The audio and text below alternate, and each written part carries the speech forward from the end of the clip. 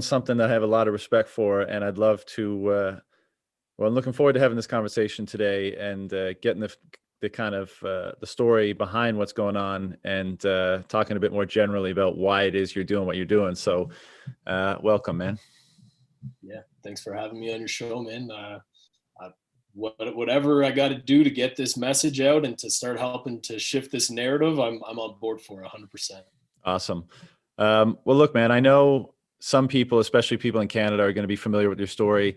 There's a lot of listeners to this show all around the world that probably aren't familiar with your story, but are very familiar with the frustration and the other kind of attendant impulses or emotions surrounding the global lockdowns that have transpired over the last year. So maybe we could get, why don't you bring everyone up to speed about what's going on with you in particular and what this story is all about?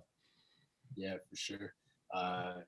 The mainstream media coverage that most people have seen is just me getting taken away from my restaurant in handcuffs, right? Basically, how this all played out is I have a coach of mine who happened to be just posting and sharing truth about what was happening with COVID since the start of January 2020. So I feel as if I've had a inside line to the truth since before COVID even landed in Canada, right?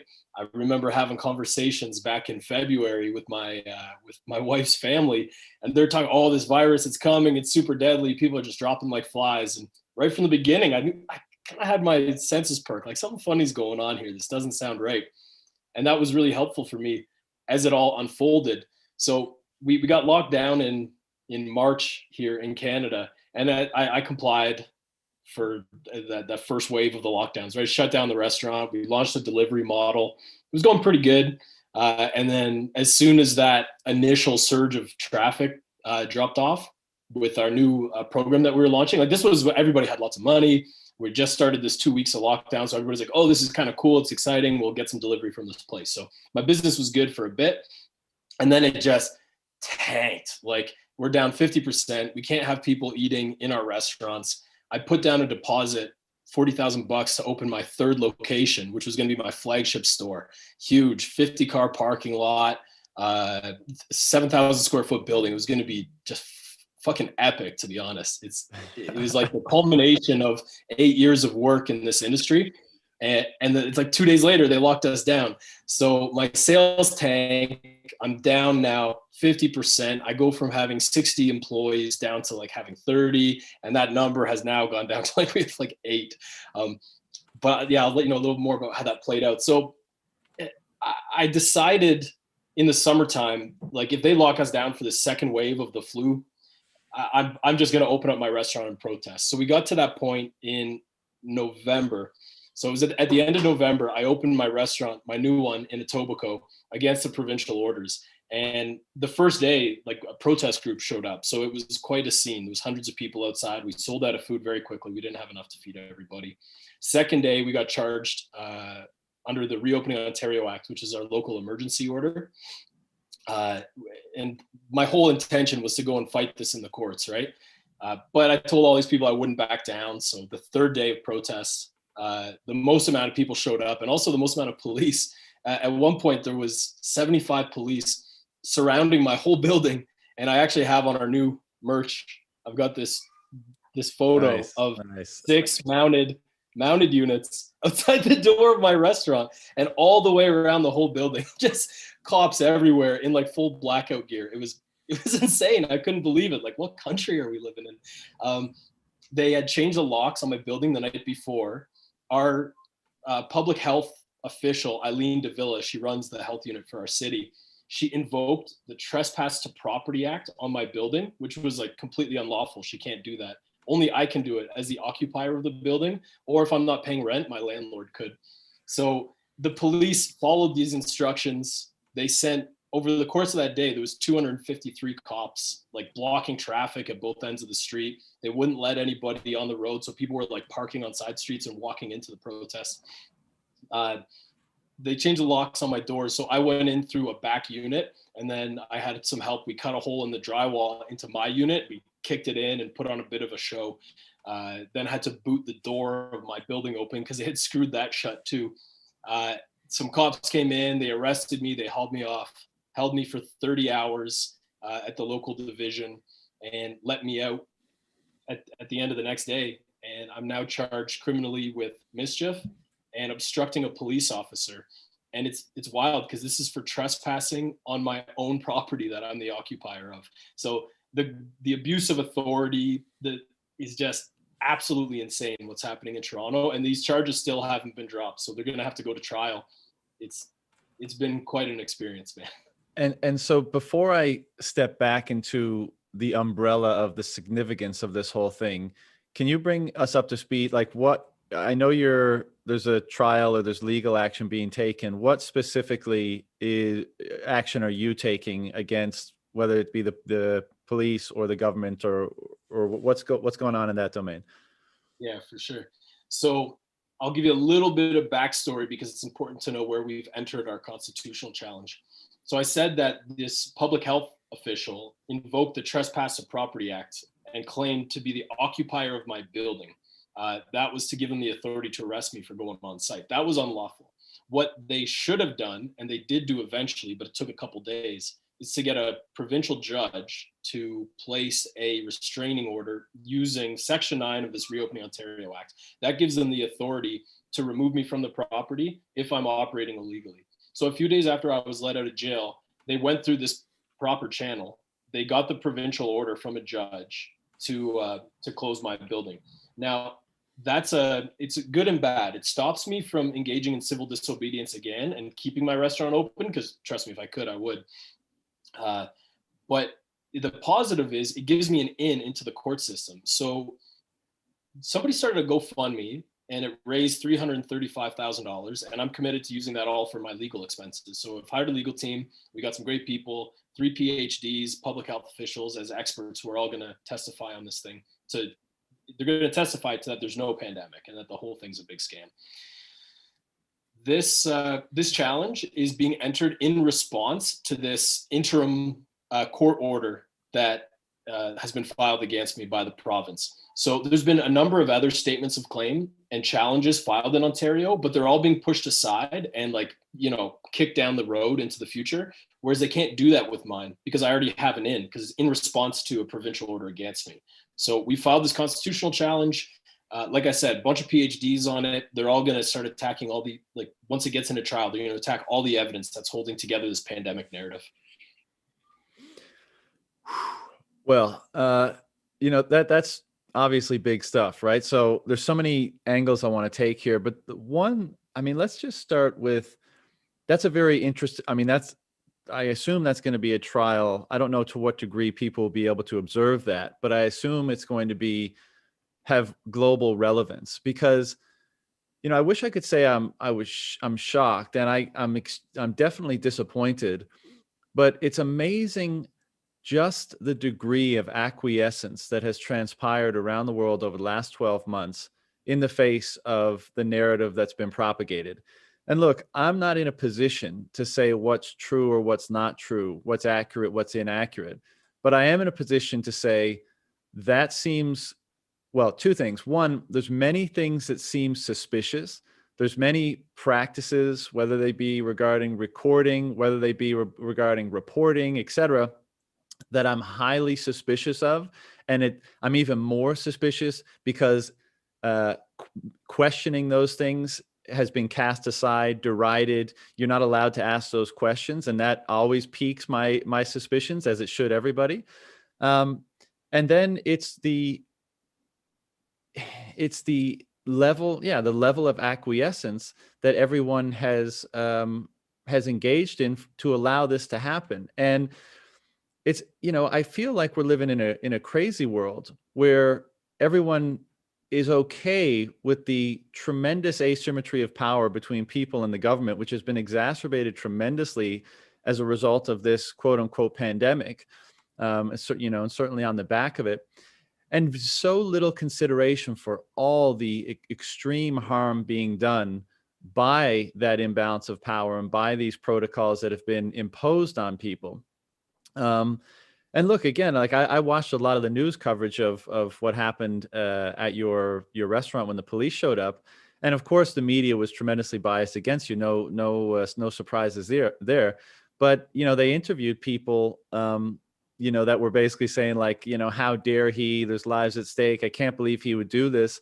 And it seems like people just have no appreciation, no sense of the dangers of granting the government the amount of power that they are apathetically and by default granting them. And so I think there's, especially small business owners, especially entrepreneurs, especially in the perhaps F&B industry, but people that have suffered mental health issues, people whose lives have been dramatically impacted by this, are going to be watching your case closely. And I just want to say first, like, kudos to you for having the balls to do it, because there's a whole world of people out there, and I think a lot of people feel like, what's the point? Who am I, and what powers do I have, and what means do I have to fight these leviathan governments in whatever country of the world you might be?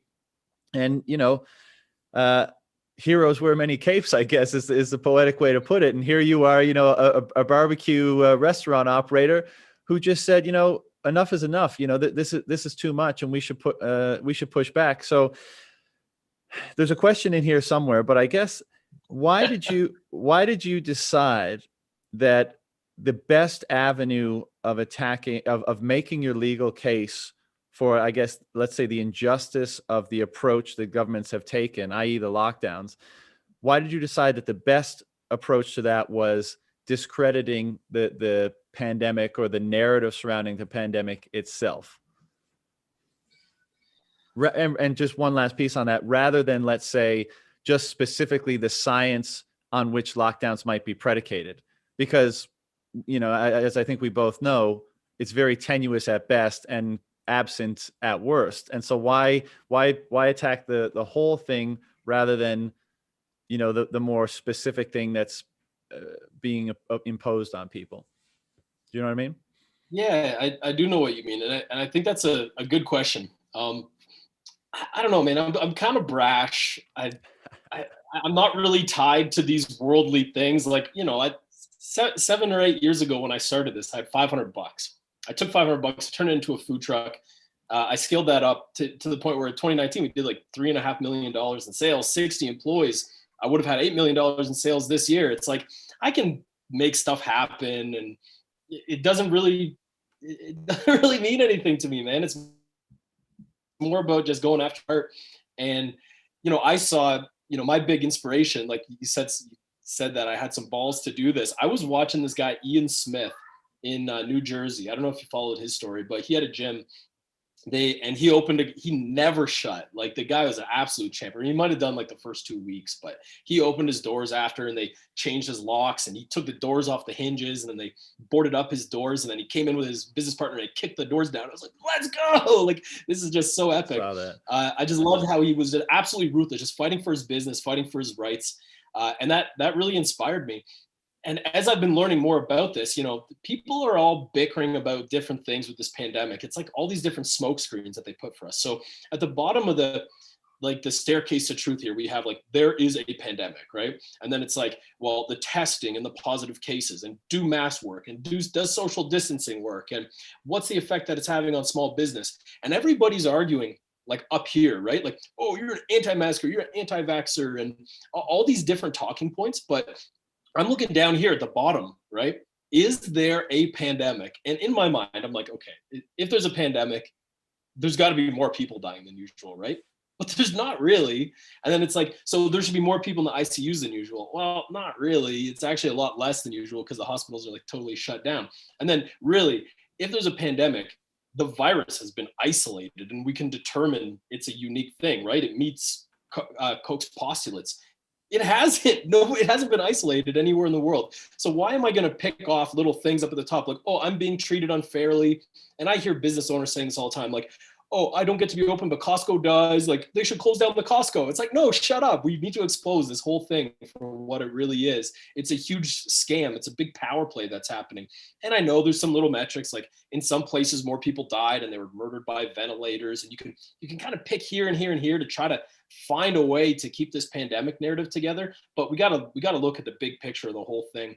And if I've got to be the guy to take the arrows going through with that approach, it's opening up room for people to kind of come in behind me with a softer approach to get more public support. So, you know, I get some fringe support because my views are kind of very far from the norm, but I feel like it's opened up a lot of opportunity, and I'm seeing it now where people can kind of come in behind this trail that I've opened up, and they're like, well, I'm not like Adam, I'm not an anti-masker, but I think the business stuff is very important. And now that voice is like very acceptable for the general public to hear, and they get a little bit more support, and that's cool with me. If it's opened up some more opportunity for people to come in with their opinions, like, then my job's been done perfectly. And I don't really mind, like, I got canceled back in June because I called people, I don't even know if I can say it, but I called people the R word for some really dumb opinions that they had on COVID, and I got canceled. So I took all of this, like, you know, the biggest restaurateurs in my city, and like all over the internet, I was getting death threats and like thousands of messages a day, and I was all over the media and like with my tweets. So I've taken it all. Like, I've taken all the heat already. So I don't really mind continuing to take it as long as we're advancing something here, right? I mean, if I'm in extended lockdowns for like a year where I can't open up my 100-seat restaurants and expect to do takeout only, I'm going bankrupt anyway. Like, I'm on the way out. My businesses won't make it. And frankly, I'm not too tied to them anyway. It's not the end of the world. So I'm just going for it, man. Just sending it. Dude, I love that attitude. And, you know, it's not Look, man, lost. I'm 32 years old. If I lose the business or whatever, I'm good, man. Like, I'll find financial success wherever I go. And if you just follow what's in your heart and do what you think is right, like, you're always led the right direction. You can't cling to these things. Dude, that's beautiful. Where did that, can you identify where that attitude came from, or has that just always been your MO? Oh, huge highs and lows my whole life, man. I'm not a middle road guy. So I've gone like from like making tons of money to losing it all, to being like sleeping on a buddy's couch, to moving across the country and having like real big highs, and then have everything come crashing down when I run it all out. So my life has always been a roller coaster, and I'm going to keep pushing. I love living at the extremes, man. It drives me. It's exciting. Like, I don't want to just, you know, float through on the lazy river. I want to go down the rapids and off the waterfalls and everything. I love it, man. I love it. And, you know, to go back to that kind of that hero metaphor or archetype, is like, I think one of the things you said is really true, that like somebody's got to show that it can be done, that you can speak up, that you can push back, and that will start to compel other people who who are having a lot of frustration with all of this stuff to begin to speak out a little bit more. Because the dominant narrative, especially in the world today, where, you know, there's the influence of mainstream media and the power and size and influence of government is such that the dominant narrative is it's such an invisible prison that so many people find themselves in. And stepping out of that, even if they have the inclination to, which most of them don't, but even if they do, is such a scary proposition, you know, because the ridicule you're going to get, the crabs in the bucket that are going to try to pull you down and keep you down is, you know, it doesn't even, I always kind of come back to this, it doesn't even have to be some grand conspiracy. The other people in the world, not the, you know, the elites, the powerful people, the government, whatever, the other people are by and large the ones where you're going to get the most resistance from, because they're the ones that are caught up, convinced in so much delusion a lot of the time, and unwilling to have the courage to push back against the de facto wisdom or the dominant narrative. And that's why it's so great when people step up and say, hey, I'm going to think for my fucking self, and I'm going to try to figure things out for myself. And if I can't figure them out for myself, I'm not going to just de facto absorb somebody else's ideology or somebody else's opinion or perspective. I'm going to reserve judgment until I have enough information to construct my own opinion. And like, for some reason, that's like a revolutionary goddamn attitude these days, which is insane, right? That should be how people get on in life. And so I love it, man, that what you're doing, I'm hoping is going to inspire other people to approach this thing in a similar way. Yeah, I mean, I hear business owners like I get them reaching out to me and they're like, "Oh man, thank you so much. You're an inspiration, and I'm gonna stand up because of you." And I'm like, "That's awesome, but it has nothing to do with me. Like, it's courage, and it's contagious. Like, I wouldn't have probably done this, especially definitely not the same way. I would have been kicking down doors if it wasn't for me watching Ian Smith do it. And I was like, man, that guy did it just like on his own accord. Like, that's balls, man. And I just loved it. I just like, this is the coolest thing. I got to do something like this. And when they locked my doors and I had the opportunity to kick them open, I was like, that's so fired up. And now I'm watching other people telling me they're inspired by me. And I'm like, sick, awesome. I'm not taking the credit though. It's just courage. It's contagious. And when other people see it, they're just drawn to it, just like the truth, right? It's the same way. It's just like human nature. So everybody's stifled. Nobody's acting courageously. One guy does it, and then another guy does it, and then three more, and then five more. And then next thing you know, we can turn the whole narrative. So everybody has a role to play in this. I happen to be like somehow owning 3 restaurants, big place, perfect for a protest, just set up like sweet for this. I had the opportunity to do this because those are my resources. And maybe some of the listeners right now, they're just, sitting at home watching this, they agree, but they're like, I don't want to say anything because I don't want like my neighbor on Facebook to call me an anti-masker or something. But it's like, even just that role that you have to play is important.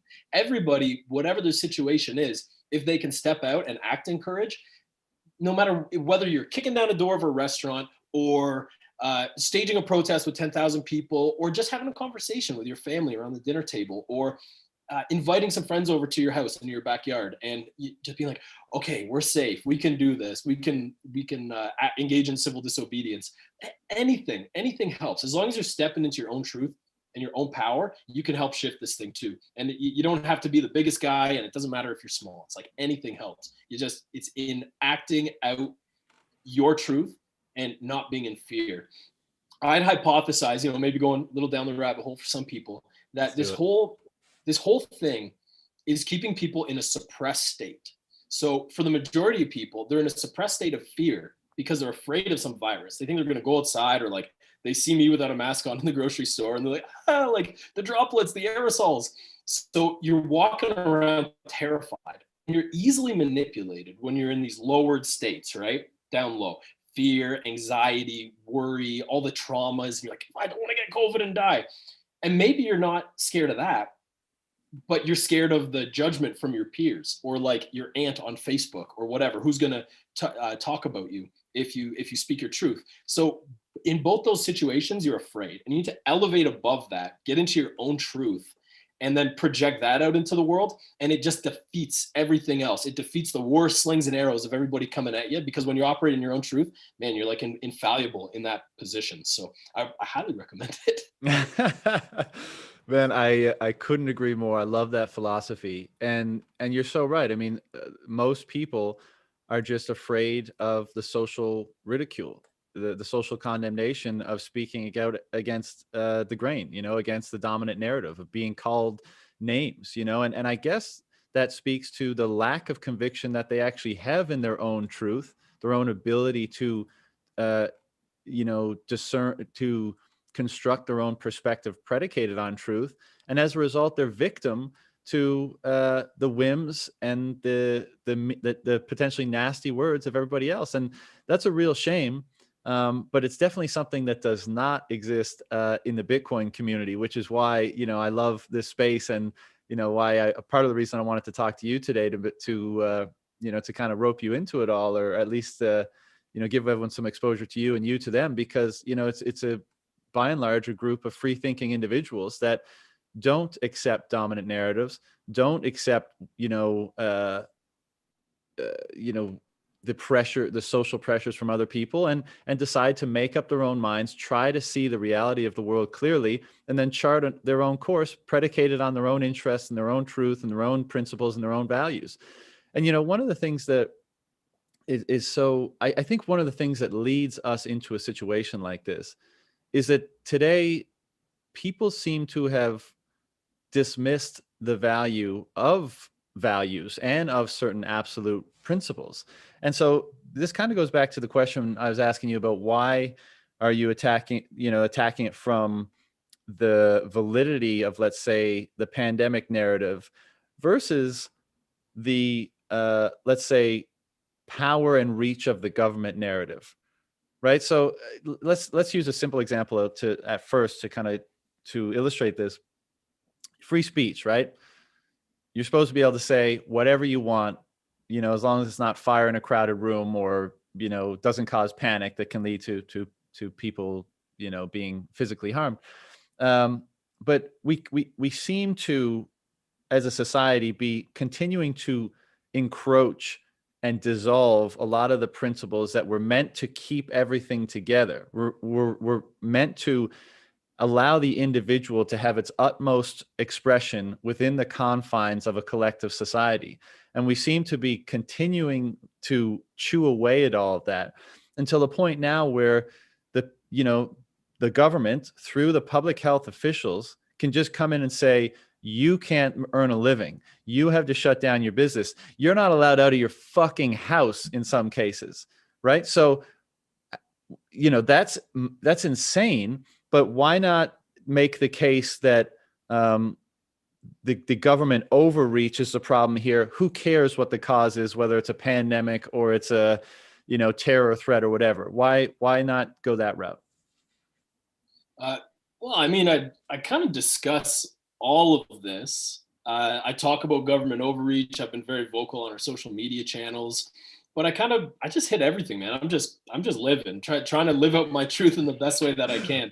So I talk about the government overreach constantly, but this legal challenge that I'm doing, if I just discuss government overreach, it doesn't really open it up wide enough, I don't think, because it still leaves that, especially in Canada with the charter, you have the notwithstanding clause, right? So the whole charter is subject to, reasonable measures to control bad outcomes, like, for example, a pandemic. So if I don't challenge the existence of a pandemic, they just say, okay, section 1, notwithstanding clause, deadly pandemic, all your rights are removed. So to win this challenge and to open the door for, like, I could go in and I could win on the section 9 order just so that I get that dropped. But then nothing happens, right? I want to see the big change. I want to see the biggest impact, which is if we can shred this existence of a pandemic narrative, then the whole emergency order gets destroyed. And that means everybody can open back up. And that's what I want to happen, man. I've been encouraging people to open up, like, since my protests. It's like, but now they got me blocked, so I can't say that on social media because of my bail conditions. I can't go on there and say, open up your business, because I'll literally go to jail for months if I do that. But that my whole point, I want to have this thing just fucking shredded so that everybody else can open up. And hopefully by June or July, we'll be able to accomplish that, because we're going to go after the PCR test. And if you know about this stuff, the PCR test is junk. If you're watching this, you gotta look into these cycle thresholds, because that's the whole baseline of this whole scam. And once we expose that, like, the whole thing crumbles, it falls apart. Once you reveal the truth, that all the manipulation can't exist on top of the truth once it's been exposed to everybody. Right. So yeah, I think it's really important, and that's how I impact the most change, by going after the heart of it. Even if we lose in the courts, but some information gets established as truth, like, for example, the PCR test, which totally will be, and it already has been in Portugal and a bunch of US states, has been proved to be, like, you can't base the existence of a pandemic based on how many positives you get on a PCR test with a cycle threshold above 35. You can't keep the narrative up once that information is exposed. So I have to bring it into the light. That's awesome.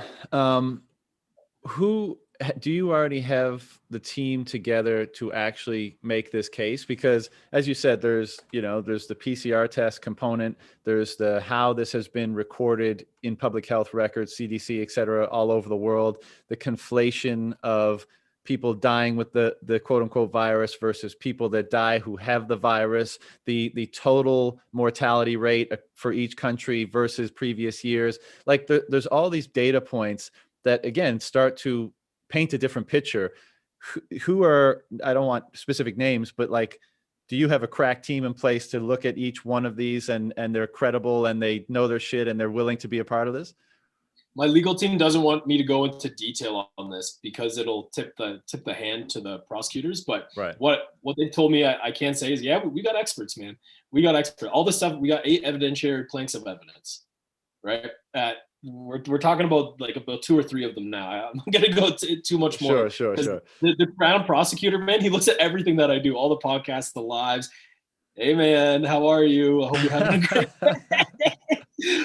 yeah, man, we got 3 PhDs, public health experts. I've got $335,000 because the people rallied around this. Some guy set up a GoFundMe and it got 335K. So I'm put in this strange position where I get to be making these calls, and it's really cool. It's awesome. Got great lawyers. They're really on side for the cause. I fired 3 lawyers before getting to this team because I was with other guys who really didn't want to challenge the narrative. So now I'm with unpopular lawyers from the state, which is just perfect, just where I want it to be. So yeah, man, I think it's going to go really well. Anybody can go on Canlii, CANLII, and pull up our notice of constitutional question. It's 55 pages. It's really good. You get a good idea of the case from that. My affidavit is also live on there to kind of talk about what got me to that position to engage in civil disobedience, because that's what the whole case is framed around, our civil duty to engage in disobedience against tyrannical orders. And then we've got a case conference on the 9th. That one's not public. But then the experts, their affidavits will be out in about a month. So then I'll be able to talk more about it, and you can find it on Canlii as well, because it'll be all public. Cool. And, let me mention one more thing too. It's modeled after, this case, the guys on my team are looking at the cases all across the world, right? The Portugal one, the one in Pennsylvania, where they threw out the emergency orders at state level, and a few other cases that have been successful around the world. They're literally modeling it after those successful cases. So it's the best legal challenge that we could possibly come up with. Yeah. And that's great. And for those listening that are opposed to what you're doing, I just want to say, I'm for people, I'm for freedom. I'm for people being able to choose their own destiny and construct the best life possible for themselves. And I study this a lot, so I'm beginning to understand more how we got here. But I think people should be more cautious with how far they let things degenerate in terms of how much power individuals relinquish to the forces that presumably govern them. And, I don't know you personally, right? But talking to you here now, you seem like a fine person. You seem like a good, and, you're not an evil person. And the fact that you've been demonized, and I'm sure in the eyes of the people that are going to be, that you're going to be arguing this case with, they're going to see you as some kind of enemy. But I would just pose to them, what do you think is going on here?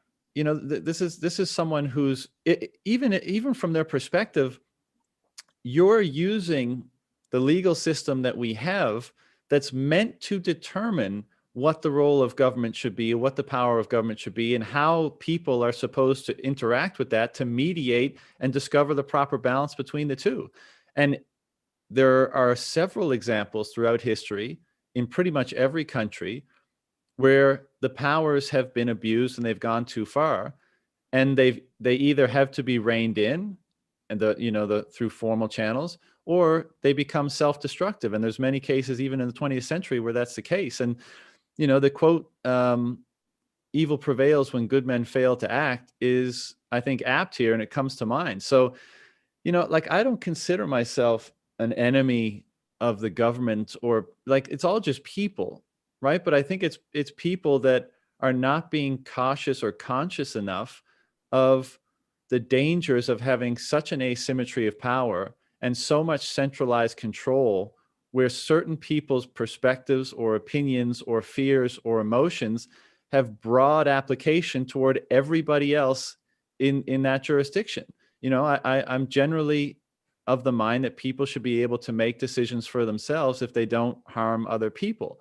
And so hopefully that the people you're mixing it up with when you bring this case, part of them will feel that way. Part of them will agree with that, because I don't believe people are purely tyrannical. I think it's just a matter of bridging the gap between the perspectives and coming to the one that's most beneficial for the synthesis of individuals and the collective. And to that end, I mean, you know, I have spent a lot of time in Thailand. They've locked down the country hard for the last year, and tourism has been decimated, and that's a huge portion of their economy. And they've had 86 deaths from COVID. Over that period, the incidences of suicide have gone up by over 20% last year, which is in the hundreds in terms of the addition. And that's purely one metric of unintended consequences of these orders. And so, you know, I think it's important to challenge these narratives and bring to light these other considerations. And if you have to do that through, you know, somewhat, well, if you have to do it through the manner in which you're doing it, then so be it. But you know, I think, what's that? So it's civil disobedience. That's the word for what I did. Yeah, and I think people lose sight of the value of that. You know, as you said, like people just, you're a fly in the ointment is the perception of you, whether it's from the mayor or the premier or other people. And so I know you said already that this is kind of your MO, but what kind of feelings are you having on a daily basis now? Like your world has been kind of flipped upside down. You spent some time in prison after the arrest. You're not operating your business. Like, where's your head at these days? You know, when you wake up in the morning, is it all about just, you know, making this case and doing the best job you can with it? Yeah, I've kind of, I guess, how do I frame this? My whole life, I kind of just like do things on a whim. I follow what's in my heart. I get like strong feelings in here, really, that like resonate really strong. I've been opening myself up to these other energies and stuff like that. So I'm going for it, man. Like the business right now, they've got me effectively shut down at 2 of my locations. So I'm challenging them there, but I have to do a lot of work to get my places back up to code and stuff like that. So I'm heading up this activism thing because nobody else is fucking doing it. Nobody else really in my city, like no business owners are speaking out against it. Can't believe it. I can't believe there's guys in Toronto who own businesses who are taking on hundreds of thousands of dollars of debt who still refuse to question this narrative. It's so strange to me, but they're all just trying to do the part and not have people on Facebook get mad at them. So I'm doing the best that I can. I wake up in the morning, I check my socials, I put out a bunch of stuff on Instagram and try to keep shifting the narrative, which I see happening in a huge way. It's like every day there's 50 new people reaching out with support. So I can feel that narrative kind of shifting. And that's basically where I'm focusing on my energy. I'm actually on holiday right now out in Alberta, just trying to enjoy a little bit of family time, get out of the city because we get like harassed by the cops and stuff like that at my house. It's been pretty nasty. So I do that. I try to keep it positive, have some time with my family, go snowmobiling or snowboarding, whatever, and just keep pushing this narrative out. I got a couple Zoom calls a week with my lawyers and the legal team, and I add my input there where I can, but now it's like mostly off into the hands of these guys. I still have like, I'm the guy making the final decision on stuff and the strategy, but they line it all out for me. So yeah, that's pretty much where I'm at. I'm really deep into it, obviously. Like I've been researching it forever. I'm really trying to expose the truth, trying to, you know, help shake people, wake them up a little bit. Yeah, that's pretty much it. I tend to like dive into things like really heavy and like really engulf myself into them. Like I'm not great with balance. So I dive headfirst into my company, or I dive headfirst into this activism, or try to dive headfirst into truth. And I really like focus on something really, really intensely and try to make it happen. And then just happily move on to the next thing once it's done. Right. Yeah. I think part of the reason why you mentioned like other restaurateurs in Toronto or elsewhere haven't chimed up, I think there's a very strong sense of helplessness. You know, it's kind of like, what's the point? I'm going to bring all this attention on myself. I'm going to spend all this money.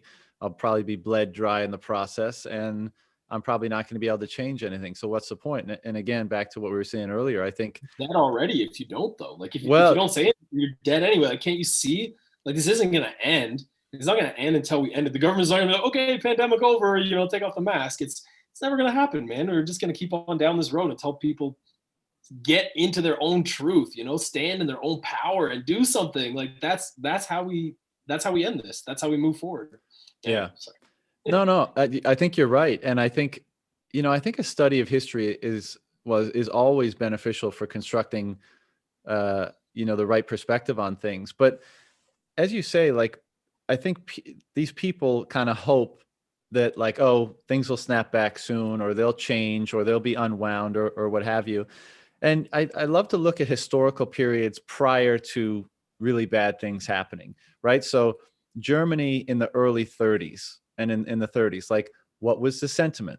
What did normal, middle class, well meaning German people think about what was going on? And I think a lot of the time, and I'm not obviously making a direct comparison between what's happening in the world today or Canada and Germany. The point I'm trying. Disclaimer, don't. Yeah, Yeah. exactly. Don't shit on him. He's not saying that we're persecuted like Jews. Yeah, but the point I'm trying to make is that how giving an inch and giving an inch and hoping things change for the better and hoping things change for the better, and just that process incrementally hundreds of times throughout the course of days, weeks, months, years, decades, can wind you up in a place that you never intended to be, that you would never have acquiesced to from the get-go. But because it's kind of like death by a thousand cuts, and you wind up in this place that's that's insane, and in a place where really bad things can happen to people that they shouldn't be happening to. And so I think what's happened with all of this is something like that, and that people are just, they can't imagine that things will get that much worse in the future, and therefore they're just kind of hoping and waiting for things to snap back to normal and take away all the all the scary conceptions of what this might turn into in the future. Just the fact that the government's response has what it's cost the quote unquote country and the people in terms of how much debt the government has had to take on and how much monetization of that debt is going on, i.e. quote unquote money printing, is already sowing the seeds for a far worse future for all the people who have been subject to that, right? When the government spends 20, 30, 40 years worth of money in 1 year, that's going to have to be taken out of the pockets of the people one way or the other through taxation or inflation.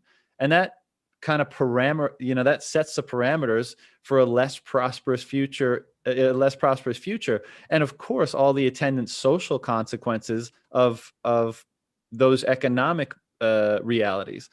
And so, I just wish that people were more cognizant of this. But again, I think you blazing a trail and you being that one to say, I'm going to speak up about this, I think will embolden some people. But you mentioned, like you kind of go full hog into things. And I suspect, having spoken to you thus far, like you seem to have a pretty clear sense of what your philosophy is and use the word truth and stuff. Are there certain people or resources that you've consulted to, cultivate this perspective that you've been sharing with me thus far? Not a lot of different people. It's actually kind of more a spiritual connection, I'd say. So a few years ago, I had, I ate way too many psilocybin mushrooms, not way too many, but just the right amount of psilocybin mushrooms. And it kind of like awakened my spirit and this energy in me. And since then, I've just been following it. Like right whenever I get these feelings in my heart and in my body, I just go for it. I go, oh fuck, like, oh no, fear, fear, fear. And I just like, you charge right into it. Like if you just go headfirst into the fear, that's where I find all the gains in my life. Like economically, spiritually, with relationships, just everything increases and multiplies when I run towards that feeling, like charge into the fear, whatever makes me nervous, just send it. So I would definitely say it's not too much people. Like I don't read nearly as much as I should. I've been inspired by a few people, like my coach at the beginning of all this, kind of like a powerlifting coach actually, who had been sharing a lot of this stuff with me. And then I have a spiritual coach as well who used to work for me, and she's been kind of mentoring me through this process of that spiritual awakening. Yeah, that's pretty much it, man. It's it following that source energy, I guess. It's kind of got me here. Nice. When I'm sure you're busy with the case, when people reach out to you, other entrepreneurs, restaurant owners, that kind of stuff, uh, what are you telling them these days? Do you give them advice? Do you are they trying to push back in particular ways themselves? Like, what are the nature of those interactions? Uh, there's honestly not many. I'm kind of like a black sheep in the Toronto restaurant community. Toronto's like really liberal and really cliquey, and I don't know. I'm not like well connected in the restaurant industry here. I think I got into the business and I had this kind of like overnight success, big media thing. And I think it honestly upset a lot of people because I didn't like do my stages at the top restaurants and, work under the best chefs. And I didn't like pay my dues in that way. Right. So I've never been like despite my enormous success, big, huge lineups, amazing food, interviews, front pages of newspapers, this whole thing, I never really had those connections with the popular Toronto businesses. And I've always been kind of a black sheep. So I don't have many of them reaching out to me. But the ones who do, and particularly the ones who have had some type of defiance against the government through this, I speak with them. I'm actually paying, there's like 6 different businesses that are on my legal team as co-litigants who have all experienced similar things. I'm just paying for them all because, I mean, anybody who has the courage to stand up and do something, I'm supporting them, giving them advice on, how this will play out for them legally if they try to do the same thing as me. So I have those conversations, here and there, like maybe a couple a week. Anybody who's in a similar position, like feel free, like I'm on the Instagram, I'm the only one who does it. So you can shoot me a message if you want any advice or, looking to know how this will play out for you if you do the same thing. I'm always open to those conversations and just share my perspective with people. That's awesome. And what about being able to continue this battle in terms of funding? You mentioned that you got a bunch of GoFundMe donations to the tune of $3. Is that ongoing? Are you going to have to raise more to continue this fight? What's the status with that? That money should be able to go right through to the appeals process. So regardless of what happens with this case that we have in June or July, it'll be appealed. If I win, they'll appeal. If they win, I'll appeal, and it'll go to a higher court. It'll just drag out even longer. I should have enough to get through that.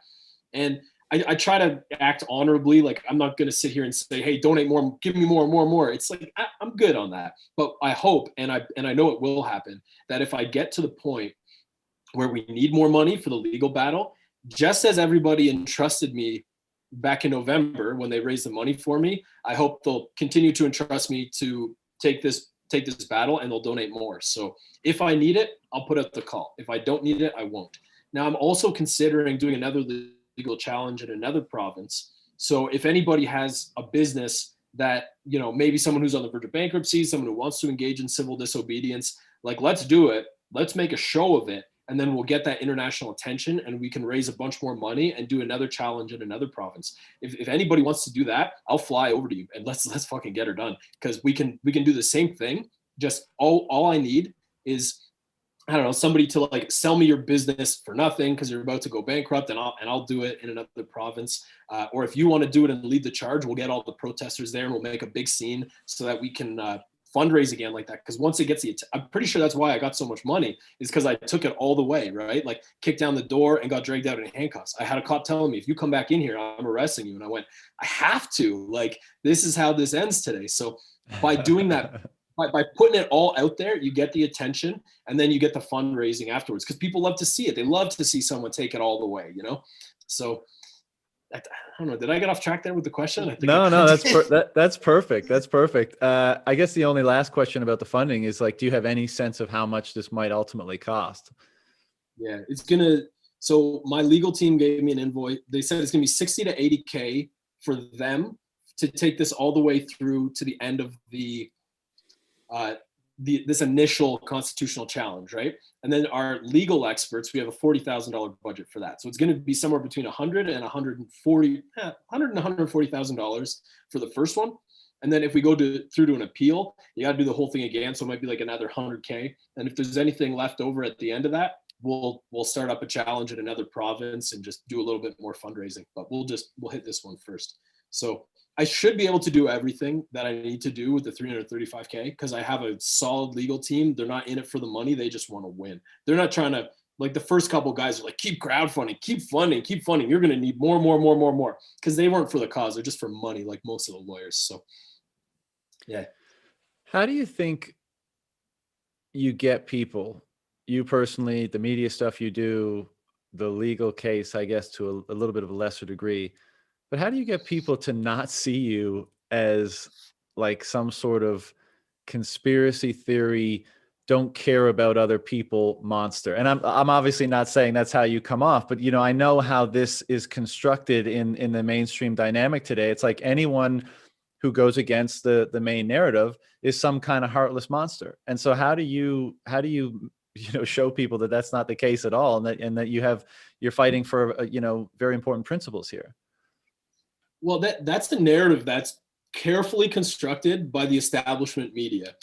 So I can give some examples about how crazy the establishment media is. Like, this is my best example. I got to get this out. I do this press conference when we file the constitutional challenge, right? Because my legal team's like, you got to get the message out. So, okay, fine, I'll do the presser. I put out an open call. Any media come by. So we have a couple independent guys who are for the cause. They show up, they live stream it, they broadcast the whole thing unedited. CTV, CBC, and Global showed up as well. They got all their gear. I got the mics in front of me, the big cameras and everything. They record for half an hour and they didn't report any of it, not a word. It's like, is this not news? The independent guys, between the few of them who put it out, like Rebel and Bright Light News, actually Bright Light News on Facebook got like 600,000 views on the interview. So for the people who are like, the news reporters, they just want their page hits, they just want their ad revenue. Well, that one got 600,000 views. That was a good story, right? Like they should have broadcast it. No, not a fucking drop. Even the Toronto Sun, who's not establishment. Oh, because for anybody who doesn't know, Global and CTV get over $500 million a year in state funding. So they're state propaganda outlets. CBC gets $2 billion a year. So people who say, oh, that's not a valid source, Bright Light News, I haven't heard of that before. It's like, okay, so is the only valid source someone that gets hundreds of $millions to literally billions of dollars from the state? Like, hello, open your mind up a little bit. That's state propaganda. Like, look, read a history book. So anyway, the media doesn't report on my stuff, but I find that when I do podcasts or interviews or whatever, people get to see me, and I'm just, I'm not a grandma killer. I don't have bad intentions. I think this is kind of the way I get the message out, just having these kind of conversations. And a lot of people send me messages. They're like, oh, I watched your press conference. I thought that you were this crazy guy because all I knew about you was you getting dragged away in the handcuffs. So I'm not really worried about what the general public thinks about me, I guess, because if they have a conversation with me, they can normally tell I'm an authentic person. I'm not trying to, be somebody that I'm not or whatever. So I think that'll come in time. I'm not really worried about restricting myself, and because if I'm sitting here all day worried about how I come off to people, then I'm not operating in my truth again, right? I'm not in my own strength. I'm trying to dampen myself to fit everybody else's comfort zone. And frankly, I'm not really interested in that. If I trigger 1,000 of your viewers today from my message, it's like, whatever, I don't care. If I awoke to one other person to go, you know what, screw it, today I am standing in my own strength and I am going to talk my authentic truth, then, well, mission accomplished, we're good. Because that's what, I don't think we're going to see any change until people do this, until they elevate above fear into a higher state of truth and authenticity. And once everybody does that, if we all just flip that switch today, we're out of the problem. It's done, because nobody can be manipulated anymore, because we're all operating out of truth and integrity. So all we need is a couple more people to do that, and then we shift the narrative. I don't think it's going to be by saying, oh, well, I really care about small businesses, but I also care about safety, so I'm going to wear a diaper on my mouth for my protest today. Like, nah, because we're not really addressing the root of anything. We're still operating under this pandemic narrative. So frankly, I couldn't really care less what the general public thinks or about how the mainstream media talks about me, because anybody who knows the truth knows that those are just state propaganda outlets anyway. And all they do is push a single narrative with half a truth. I love that. And I think that's part of the reason why you do get pushback from people, is because acting in that way is an affront to anybody who's not being authentic in that way.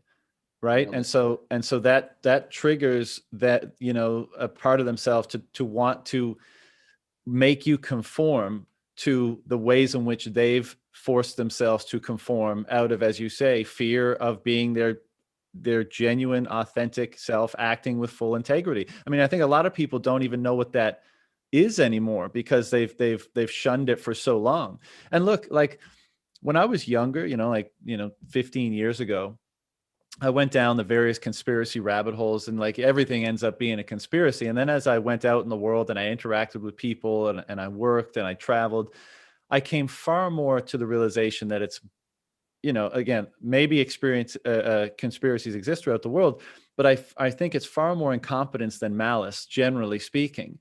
And, you talk about the Canadian media corporations and how much they're funded by the government. And of course, I'm sure there's a dialogue there, to put it lightly. But I also think, like, if you're a news company, if you're the editor at a newspaper or at a nightly news thing, and you spent the last year constructing a particular narrative and putting all the time in there and getting, your uh, setting everything up to get your viewers to expect and a certain thing, it's really difficult to turn on a dime, or at least it takes a lot of courage, right? Like updating your perspective when new information comes in. Like, we as individuals, I think that's a courageous act as individuals, to not be beholden to particular perspectives and opinions, and say, if new information comes in, I'm going to use that and have it and integrate it into my perspective to form the best, most truthful perspective I can possibly create. Right. But as these big monolithic organizations that have so many people that they're catering to, and so many other considerations, I think it just comes down to them not wanting to do that. Now, there's many other things there as well, but I think that's a big part of it, beyond some grander conspiratorial narrative. Perhaps it's both, but I see it so often on the individual level that it makes no wonder that you would see it on an organizational level, which has a far greater inertia about the direction in which it's going, Mhm. Well, again, like maybe you've had 15 years to marinate on that and find your version of what you think. I'm honestly pretty new to this. I'm only just diving in, like, since March, right? So I'm like, everything's a conspiracy. So who knows, man? I'm not saying I'm right. I'm just saying, from my perspective of where I'm looking, I invite these guys, man. They don't report on any of it, but all the independent guys do. Like, check it out. It's on Rebel News and Bright Light News, and it's like Adam's press conference. It's 27 minutes. I killed it. Like, I went in, I You spoke did really kill well. it. I watched it. It was great. I was taking notes, like, right, like when they were all there, I was like, shit, I should probably have some talking points. It came out awesome. Like, my message got out great. A lot of people saw it and loved it. So come on, 600,000 views on one platform, another 150 on YouTube. This is a good story. CBC, Global, CTV didn't report on any of it. And even the Toronto Sun, that's not establishment media, like they don't get subsidies. They never mention the words constitutional challenge, because when that word gets out, then people will realize, like, we were not taught about our constitution here and our charter. This is an important freedom, liberty. These are like concepts that are like foreign to people here in Canada. If that gets out, that message, it's too strong. Like that, I really think that there must be some type of establishment media ban on discussing my constitutional challenge, because it's a really big story. It is. We're going after the entire Reopening Ontario Act. That's a big story, and we have evidence to back it up and experts. So the fact that that's not reported on only by the outlets that get money from the government, I don't know. Again, I don't have proof. I'm not there with the editor who's going, yeah, you know what, this just isn't newsworthy. Like, so I don't know his motivations, but from my perspective, what other assumption can I make? Yeah, But I maybe I hear. need to marinate on it for a few years. I don't know. Well, maybe you don't have that luxury, but I hear you, man. And I think the same dynamic plays out in like the right left media divide in the US, and people think like, oh, it's a left conspiracy to push this, or oh, it's a right conspiracy to push that. But again, I think it's largely a disposition sort of thing, and kind of what you take for granted. And I think in Canada, people have taken our freedom for granted, and the things that were, sacrificed and fought for to get us to a point where we could have, a society with the benefits that we do have, imperfect as it may be, and just assume that it doesn't require upkeep, right? It doesn't require continuing to try to refine it and challenge it. It's just, it is what it is. The thing that really amazes me all the time is that people will define freedom around the contours of their restrictions, and they won't see the irony of that, right? So it's like people have decided in their mind that they're free. Therefore, anything that happens to them is an example of that, regardless of where it falls on the, let's say, freedom tyranny spectrum.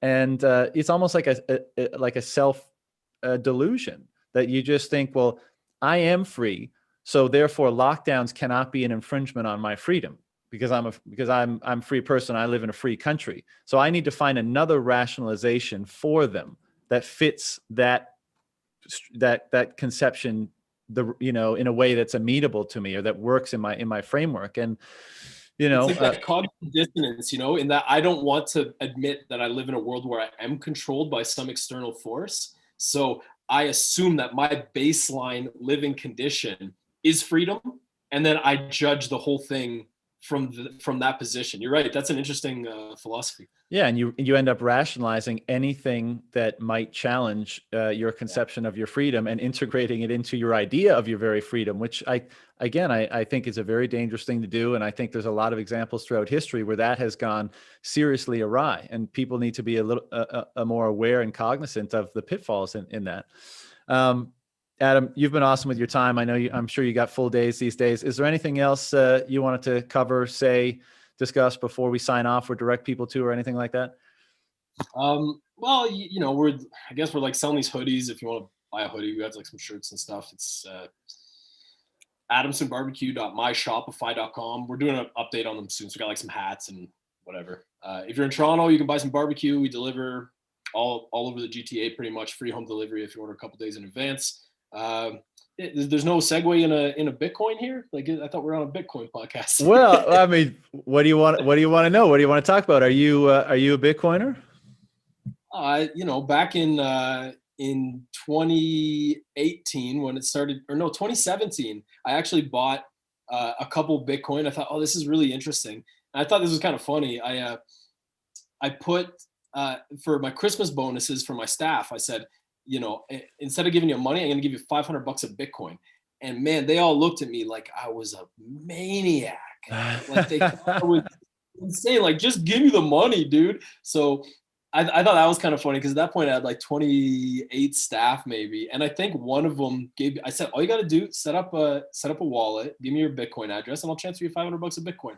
So to any of those 28 who are still watching, that was at $7,000, suckers. That would have been $5,000 if you guys had to set up the Bitcoin wallet. And it's kind of funny because the same thing happened this year. Like in March, when I was starting to see the data out of Korea that people were dying of COVID. They had it was like a 10 times risk marker if you had low vitamin D. So everybody's like, Adam, you're gonna get Adamson BBQ mask. I was like, fucking no way. I'm never promoting this mask garbage. And I don't wear one. Never got sick. Neither does anybody in my family.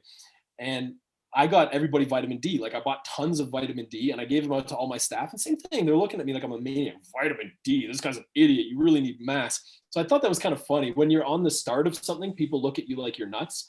But then just like now with this conspiracy stuff, or people who think that there's something going on behind the scenes with COVID, they think you're crazy for having that opinion at the beginning. And it's hard to stand in that and like take all the arrows from everybody. I'm sure you've had the same thing happen with as you got into crypto. Like, I assume you've been doing this for a while. Yeah, I mean, I've been interested in Bitcoin since pretty early on, when it was just $1. But unfortunately, I wasn't, an investor in it at that time. And I've been talking to people in the space since 2015. And yeah, it's funny, especially right now, because it's becoming so mainstream. I mean, the biggest financial institutions and companies in the world are buying it. They're putting it on their balance sheet. Tesla has it on its balance sheet. Bank of New York Mellon, Citigroup, Fidelity. I mean, like, and my point there is, like, it's not really a contrarian thing anymore. Like the contrarian thing is becoming mainstream, and there's pros and cons to that for sure. But by and large, what I think is happening is people are recognizing how special this thing is, and for a variety of reasons, greed perhaps chief among them. But I think Bitcoin hijacks greed for beneficial purposes because of what Bitcoin emerging means to the world. Are getting in on this thing. And for me, it's Bitcoin only. I know it's a broad landscape, and I'm not sure if we have the time to get into precisely why that is, but just to say that I think what's happening here is a monetary revolution. It's the next instantiation of an upgrade in money. And once you really understand the importance of money, what money actually quote unquote means, and the implications of the money having been co-opted by central banks and governments all over the world for the last 100 years, you begin to appreciate just how profound an upgrade and profound a change that is. And one of the reasons why I wanted to speak with you is a lot of people that come into Bitcoin, and like I said, there's many doorways in, but once you come in and you start to take that complete sovereignty over your finances and your money, right? There's nobody intermediating your access to your money, your bank or your, whatever. Like, it is yours. It's under your custody. And two, there's nobody surreptitiously devaluing it, siphoning off the proceeds of your sacrifices for work and time. There's nobody doing that. So it's a very responsibility and sovereignty inducing thing, that the more people interact with it, the more they start to look out on their own life and on the world and notice where personal responsibility and sovereignty has been abdicated or withdrawn. And they start to want to establish more sovereignty and responsibility in many areas of their life. And of course, this applies to politics and governance as well. And people start to look and say, obviously, human beings, if they want to act in a collective and like live near each other, there's going to be some form of governance. But also, in this day and age, it's pretty obvious to a lot of people, and especially, and I think one of the main causative factors being the type of money that we're all kind of forced to use, has created a scenario where governments have far more power than they ought to. They have far more power and influence than they ought to. And so people in this space are receptive to the stuff that you're doing, because I think they characterize it as someone thinking the same thing and pushing back in the best way that they can conceive of, or in the way that's most relevant to them. And I think Bitcoin is a tremendous tool for creating a system that's fair for everybody, and where the imbalances of power, where they exist, be they government and people or corporation and people and those sorts of things, basically the imbalances created by the quote unquote paper currency system, are dramatically reduced or mitigated, and in some cases eliminated. And so there's a very strong vein of freedom, independence, sovereignty, fairness, peace, prosperity that runs through Bitcoin. And that's why, I wanted to have the conversation with you today. And I love to hear that you gave your staff Bitcoin in 2017.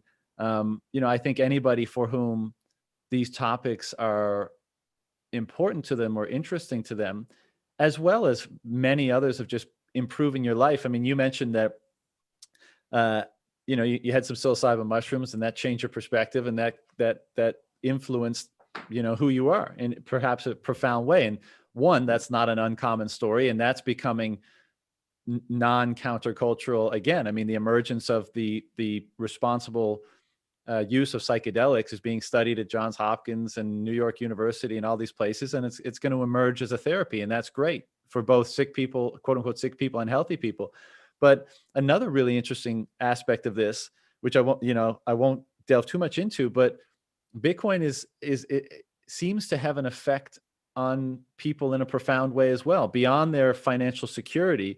But it starts to get people to change, right? They end up treating their health better. They end up focusing more on the important relationships in their life. They end up, thinking longer term, planning for the future more, and these are really profound changes that aren't instigated by many other things that we encounter in our life. So All that is just to say, man, if you want to learn more about it, you can hit me up. I can send you resources. If you want, I support you continuing on your journey down the proverbial rabbit hole. And, I think it's a really good alignment with a lot of the stuff you seem to be about. Yeah, man, for sure. I'll definitely hit you up on that. I'd love to get that involved with, my pre-order website, to be able to start accepting Bitcoin on there and just move away from these currency models that seem to be, we're watching it unfold. How much have they printed already in Canada this year? They've created $1 trillion of debt. And by having that perspective now that I know about Bitcoin, and people are telling me, oh, Bitcoin's really going up right now. And I'm like, I don't think so. Isn't that our currency is going down, and we're watching that in reflection.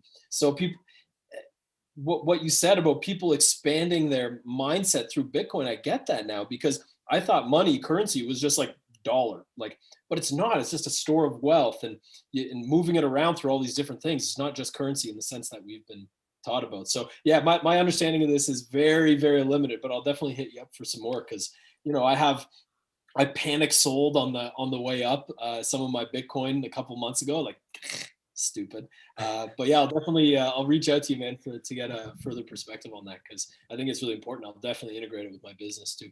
Yeah, well, I think it's way up your alley. And I'll just say this as, a final parting note to you and maybe some of your followers that are listening, is that the pitfalls are many when you're entering into this new domain of money, and the kind of new world that opens up as a result of it.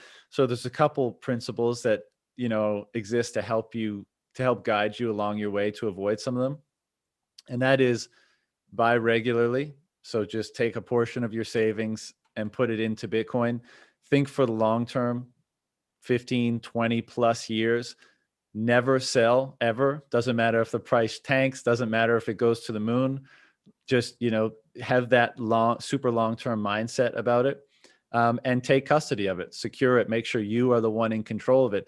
And if you do those things, so Bitcoin only, regular saving, never sell it, and take custody, then I think that's the way to derive the most benefits from it, both from a perspective of your own individual development and from the perspective of course, increasing your optionality for the future through greater financial security and sovereignty. And that's what this is, all about. And so I think if I had any advice to give, that would be it. Well, I'd have to say, if I had taken that advice 6 months ago, I would have been like at least $100,000 richer. And I wouldn't have half my money tied up in CoinSquare with these. Fuck CoinSquare, by the way, always holding my shit, not letting me take it out. How many times have I had to send in a selfie with holding a piece of paper to let me have my money back? Get it all on my ledger, right? And yeah, I definitely wish I had heard that a year ago. It would have saved me a lot of trouble and money. So yeah, thanks. and the last point, it's great that you could integrate it into your business. And I think a lot of Bitcoiners might hear this and wish to donate or something. So having that avenue set up for yourself, might be beneficial to your cause. But in line with never selling, it's hard to get Bitcoiners to relinquish their Bitcoin. So the Bitcoin as a transactional currency is not really the primary use right now. It's a long-term store of value. So, and that's where some people get hung up on these other currencies that are cheaper or faster or whatever.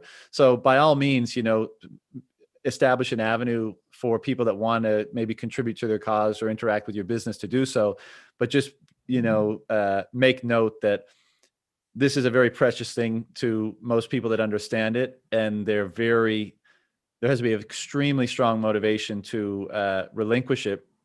And I think the further you go down this rabbit hole, you realize that it's not about the fiat currency exchange rate that you might be able to get for your Bitcoin. It's purely about the nominal amount of Bitcoin that you have. So 0.01 to 0.02 to 0.1 to 0.2, the exchange rate will fluctuate. Your portion of the entire network will never, ever change, assuming it's fully issued supply. And that's a really unique thing. And it takes some time to appreciate that. But yeah, we'll stay in touch, and I'll obviously, there's so many good resources and writers and authors and stuff out there in the space. And I could definitely send you some stuff that might get your mind racing about this stuff, and I think you'd enjoy it. So I'm happy to do that once we finish up. Sounds good, man. Thanks. All right, Please do. Adam, this has been super fun, man. I love what you're doing. I love the courage. I love the the attitude that you're bringing to this, and I wish you all the best. I hope it goes well, and I'll continue to watch it, and perhaps we'll speak again in the future once it's had some time to unfold a little bit. Yeah, man, for sure. Thanks for having me on. Thanks for giving me the opportunity to just get this out there a little further. Hopefully there's, one or two guys out there watching today that'll, stand up, take that little extra breath of courage and do something to help shift this a little bit more today. So yeah, thanks, man. Appreciate it. I love it. And I think that's going to happen, man. So yeah, all the best, brother.